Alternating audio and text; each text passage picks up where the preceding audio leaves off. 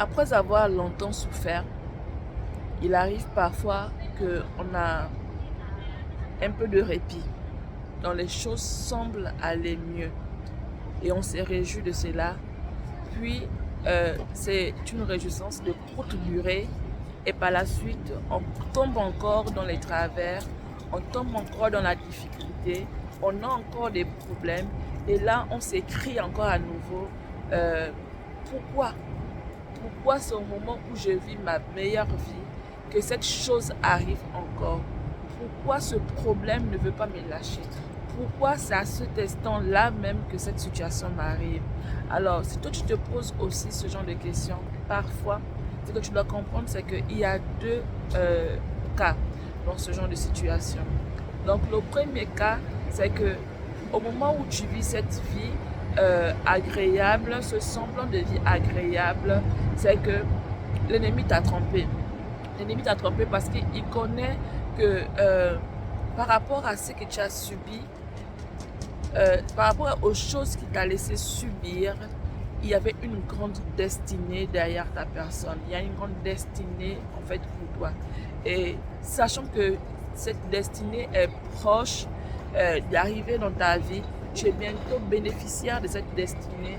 Euh, Tu as tellement persévéré malgré le fait que l'ennemi t'a persécuté, tu as persévéré dans le Seigneur et arrive le moment où il y a un semblant de bien-être. Ce semblant de bien-être n'est que la continuité de cette souffrance que tu avais.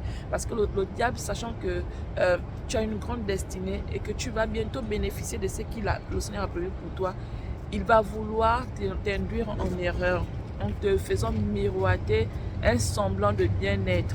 Et toi, si tu t'appuies sur ce semblant de bien-être en pensant que c'est ce que le Seigneur a prévu pour toi, voilà pourquoi tu désenchantes par la suite parce que ce qui vient par la suite, c'est que les problèmes reviennent. Donc, quand ces problèmes reviennent, ce que tu dois comprendre, c'est que le moment n'était pas encore arrivé où ta bénédiction devait jaillir sur toi, où tu devais manger le fruit de ce que le Seigneur a prévu pour toi. Voilà pourquoi cette situation est revenue. Donc, ne te dis pas pourquoi cette situation est revenue, mais elle est revenue parce que ce que tu croyais avoir comme bien-être était un piège de l'ennemi qui ne veut pas que tu ailles jusqu'au bout, que tu puisses atteindre ce que le Seigneur a prévu pour toi. Donc ça peut être une explication. La deuxième explication, c'est que tout au fond de toi, il y a probablement un émetteur, un récepteur. Donc, euh, pardon, tu es manipulable. Donc, du coup, l'ennemi a quelque chose en toi. L'ennemi a quelque chose euh, qu'il a déposé en toi, ou toi, tu as une attitude, une chose que tu es en train de faire qui attire l'ennemi, qui permet à l'ennemi de pouvoir frapper sur ta personne, de pouvoir te persécuter, de pouvoir nuire à ta vie, de pouvoir mettre un frein à ton bonheur, à ta jouissance, au bien-être. Donc, ce que tu dois comprendre, c'est que dans les deux cas, le Seigneur a prévu des choses extraordinaires pour chacun d'entre nous. Même quand il y a une souffrance qui peut nous arriver, même quand il permet que la souffrance nous arrive, dans cette même souffrance, il trouve un moyen de nous faire du bien. Il trouve un moyen de nous sortir de là. Il trouve un moyen de nous de faire en sorte que cette situation qui nous a tant tracassé, qui nous a tant fait de mal, soit une situation qui soit pour notre bien. Parce qu'il dit dans sa parole qu'il y va utiliser même les ennemis pour pouvoir nous faire du bien. Donc, pardon, pendant que l'ennemi est en train de penser qu'il t'a eu et qu'il t'a rendu malade, il t'a créé certaines situations chez toi, le Seigneur va prendre cela comme un moment d'école pour toi, pour pouvoir te forger, te former, pour que tu puisses atteindre là où il t'attend en fait. Donc il va transformer cette douleur que tu as eue, il va transformer cette chose qui t'a fait tant de mal pour pouvoir t'amener à obtenir quelque chose de bien, pour pouvoir t'amener à être quelqu'un de meilleur, quelqu'un de glorieux, quelqu'un Quand tu verras cette situation, tu vas te dire, mais c'était quoi ce problème? Apparemment, c'était donc ce problème, c'était parce que le Seigneur voulait m'amener à tel endroit. Il faut dire que parfois, le Seigneur nous appelle à faire certaines choses, mais on n'y prête pas garde. On ne sait même pas que le Seigneur nous appelle. Et pour cela, il faut un électrochoc parfois. Pour cela, il faut parfois que le Seigneur intervienne de telle sorte, il permet une certaine situation pour qu'on se réveille et qu'on puisse faire ce qu'il veut qu'on puisse faire, qu'on puisse y aller où il veut qu'on soit. Donc parfois il faut un électrochoc. Donc toi, si tu te dis aujourd'hui pourquoi cette situation est venue, dis-toi peut-être que ok. Et puis si tu pars avec ce sentiment-là en te disant que ok, probablement le Seigneur seul sait, c'est pourquoi je vis cette situation et que la solution est vraiment proche, la solution est proche, ça va te faire du bien dans le sens où à partir de ce moment, la situation qui te tracasse tant n'aura plus autant de pouvoir sur ta personne. Tu auras dominé sur cette situation. Donc, ne te dis pas pourquoi ça m'arrive. C'est vrai, on est des humains. Donc, quand il y a la douleur, on crie.